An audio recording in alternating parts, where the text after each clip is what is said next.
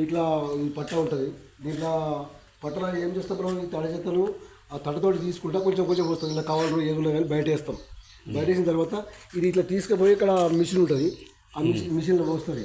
ఇది ఒక మోటార్ ఉంటుంది. ఇక్కడ మోటార్ ఉంటుంది.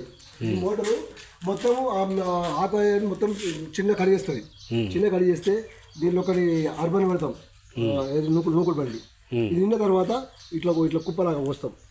కుప్పలాగా పోసిన తర్వాత ఇది మళ్ళా ఒక కుప్పలాగా పోసి దీనికి ఏది మన పెండ ఉంటుంది కదా, ఆ పెండను కలిపి ఒక వారం రోజుల తర్వాత దీని మీద చల్లుతాం. చల్లిన తర్వాత మళ్ళీ వారం రోజుల తర్వాత మళ్ళీ దీన్ని ఇట్లా మర్రేస్తాం. అంతా కింది మీద చేస్తాం అన్నట్టు.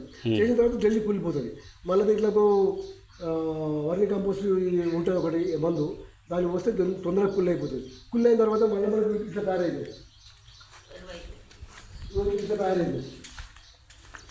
ఇట్లా తయారైన తర్వాత ఉసుక పోతాం. ఉసుక పోసి దాంట్లో కొబ్బరి పీసు ఉంటుంది కదా, కొబ్బరి పీసు పెడతాం. ఎందుకంటే నేను కొబ్బరి పీసు ఎందుకు పెడతామంటే, ఇప్పుడు ఎరువు అయింది కాబట్టి మనం అంతా తీస్తున్నాం కదా, ఈ ఎర్రలు ఏవైతున్నాయో ఆ కొబ్బరి పీసులు ఉంటాయి. అవి కొబ్బరి పీసులు ఉంటాయి.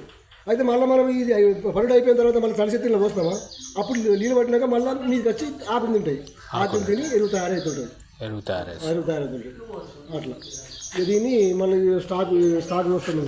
చెత్తనంతా తీసుకొచ్చి ఈ విధంగా చిన్న చిన్న ముక్కలు చేసి, ఈ విధంగా పెద్ద చెత్తను చిన్న చిన్న ముక్కలు చేసి మొక్క పెట్టి దాని మీద ఎర్రలేయడం ద్వారా, దీని మీద ఎర్రలేయడం వల్ల ఆ ఎర్రలు అనేది చెత్తను తిని ఎరువు తయారు చేస్తుంది అన్నట్టు. ఈ విధంగా ఎర్రలు తల్లి పేడ చల్లుతారు. వీటి మీద పేడ మీద చల్లడం వల్ల ఈ విధంగా ఉన్న చెత్త ఎరువు లెక్క ఈ విధంగా మారిపోతుంది. చూడండి, ఈ విధంగా చాయపత్తలాగా తయారవుతుంటుంది. ఎరువు తయారవుతుంది. ఈ ఎరువు ఏముండదు, ఎందుకంటే జాలి పడతాం కాబట్టి దీంట్లో ఏం కచ్చర బిచ్చర ఏమి ఉండదు.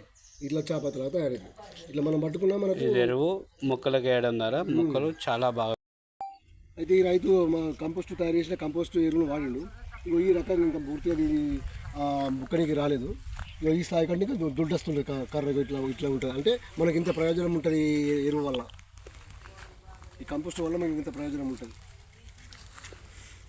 ఎరువు వాడడం వల్ల మొక్క చూడండి ఎంత బాగా వచ్చిందంటే అంటే చాలా బాగా వచ్చింది. ఏపుగా పెరిగింది. ప్లస్ కాయ కూడా మన మొక్కజొన్న కంకి కూడా చాలా పెద్దగా వచ్చింది. చూడండి ఎంత పెద్దగా వచ్చిందో. ఒక్కొక్క కంకి ఈ విధంగా చాలా పెద్దగా రావడం జరిగింది. ఒక్కొక్క చెట్టు 2 కాయలతో కూడా వేస్తాయి ఎరువు మంచిగా వాడుకోవడం వల్ల. ఇది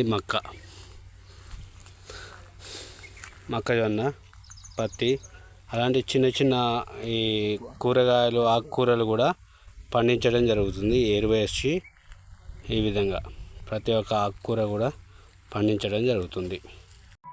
హాయ్ ఫ్రెండ్స్, అందరికీ నమస్తే. మనము ఇంట్లో ఉన్న చెత్త తీసుకెళ్ళి, ఇంట్లో ఉన్న చెత్తను వీళ్ళు తీసుకెళ్ళి సిద్దిపేటలో ఎరువు తయారవుతుంది. ఆకులు కానీ, పండ్లు కానీ, మన ఇంట్లో ఉన్న చెత్తను తీసుకెళ్ళి ఈ విధంగా చెత్తను తయారు చేసి ఇది అమ్మడం జరుగుతుంది. రైతులు కొనుక్కొని పొలాల్లో చల్లుకోవడం వల్ల చాలా బెనిఫిట్స్ ఉన్నాయి. మన ఎరువు ద్వారా పంట పండించుకోవచ్చు. యూరియా 2020 ఇలాంటివి వాడకుండా ఎరువుల ద్వారానే పంట పండియండి.